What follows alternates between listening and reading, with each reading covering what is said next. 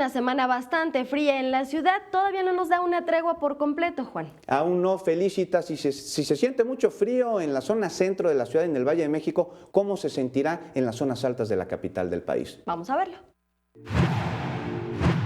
Amanece en las zonas altas de la Ciudad de México. Aquí, las bajas temperaturas se perciben con mayor intensidad y en colonias como La Pila, en la delegación Coajimalpa, el frío obligó a sus habitantes a emprender acciones para protegerse de la onda gélida.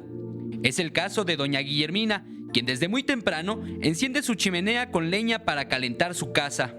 Más o menos como a las 7 a 8 de la mañana, mientras los niños están dormidos o algo y ya en lo que empiezan a funcionar, porque ellos se levantan como a las 10, 9 de la mañana o a las 11 según el tiempo.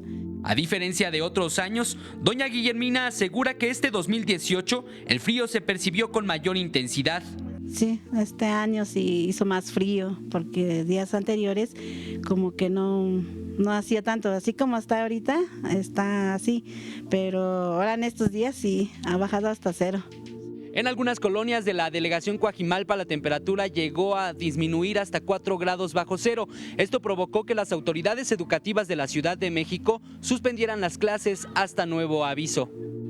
Sin embargo, quienes tienen que continuar con sus actividades rutinarias lo hacen pese a que el frío cale los huesos. Sí, de hecho yo trabajo todas las mañanas ahí en la escuela y pues a trabajar, porque no hay de otra, venir bien abrigada nada más. De esta manera es como los habitantes de las zonas altas de la Ciudad de México viven los fríos días que se han dejado sentir últimamente.